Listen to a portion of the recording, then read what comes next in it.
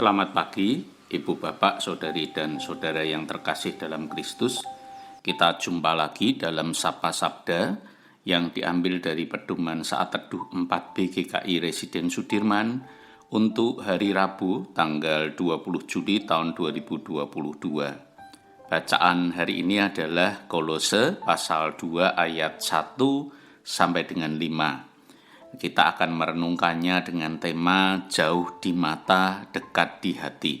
Mari kita berdoa. Tuhan, terima kasih untuk firman-Mu yang Engkau sediakan bagi kami. Biarlah firman-Mu mendorong dan menolong kami untuk lebih mengasihi orang yang kami layani. Tuntunlah dan bimbinglah kami dengan Roh Kudus-Mu ya Tuhan. Kami berdoa demi Kristus Yesus, Juru Selamat kami. Amin. Mari kita membaca Kolose 2 ayat pertama sampai dengan ayat yang ke-5. Karena aku mau supaya kamu tahu betapa beratnya perjuangan yang kulakukan untuk kamu dan untuk mereka yang di Laodikia dan untuk semuanya yang belum mengenal aku pribadi, supaya hati mereka terhibur dan mereka bersatu dalam kasih, sehingga mereka memperoleh segala kekayaan dan keyakinan pengertian dan mengenal rahasia Allah, yaitu Kristus. Sebab di dalam Dialah tersembunyi segala harta hikmat dan pengetahuan. Hal ini kukatakan supaya jangan ada yang memperdayakan kamu dengan kata-kata yang indah. Sebab meskipun aku sendiri tidak ada di antara kamu, tetapi dalam roh aku bersama-sama dengan kamu, dan aku melihat dengan sukacita tertib hidupmu dan keteguhan imanmu dalam Kristus. Sampai di situ kita membaca firman-Nya. Ibu bapak, saudari dan saudara, jika kita pernah mengalami LDR atau long distance relationship atau hubungan jarak jauh, tentu tidak asing dengan pepatah jauh di mata, dekat di hati. Artinya, meskipun secara fisik terpisah oleh jarak yang jauh, namun secara perasaan tetap dekat. Apa yang membuat seorang merasa dekat meskipun terpisah oleh jarak yang jauh? Jawabnya adalah kasih. Rasul Paulus mengasihi orang-orang Kristen dimanapun mereka berada. Kasih itulah yang membuat Rasul Paulus sangat peduli terhadap keadaan mereka, bahkan meskipun ia sendiri belum pernah bertemu dengan mereka. Di dalam keterbatasannya, Rasul Paulus bahkan berupaya mewujudkan kasihnya itu secara nyata. Mari kita memperhatikan bacaan kita dengan lebih teliti. Kolose dan Laodikia adalah dua kota yang berdekatan. Kedua kota ini terletak di lembah Sungai Likus. Wilayah ini berada di bawah Kekaisaran Romawi. Nah, orang-orang Kristen di Kolose dan Laodikia belum mengenalnya secara pribadi. Kita bisa baca di ayat 10. Karena Rasul Paulus memang belum pernah mengunjungi mereka. Jadi pendiri gereja Kolose dan Laodikia bukan Rasul Paulus.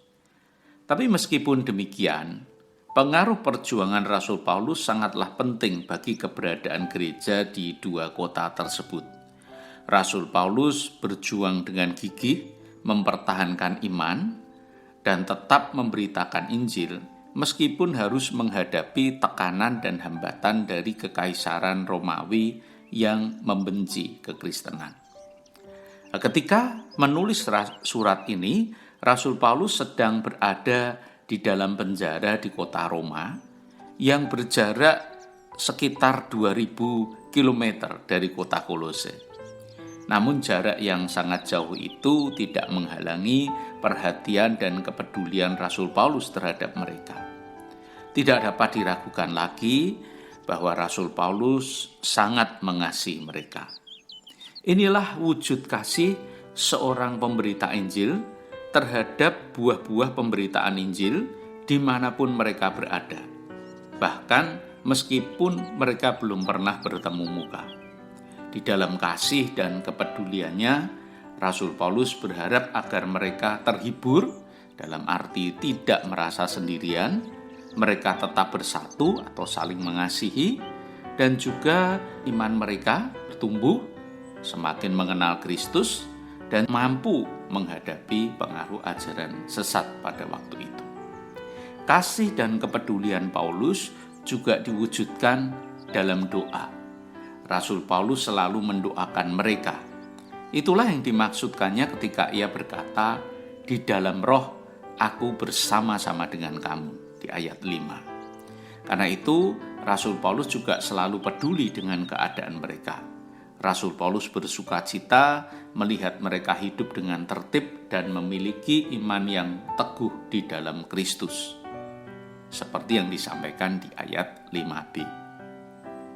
Ibu bapak, saudari dan saudara, melalui bacaan dan renungan hari ini kita dapat melihat bahwa kasih seorang pemberita Injil tidak dapat dihalangi oleh jarak ribuan kilometer.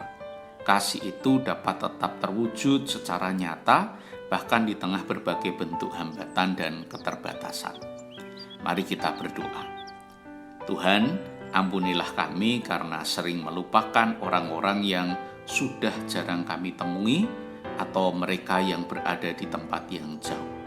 Curahkanlah kasih-Mu agar kami dapat tetap mengasihi dan peduli terhadap mereka. Kami berdoa demi nama Kristus Yesus, Juru Selamat kami. Amin.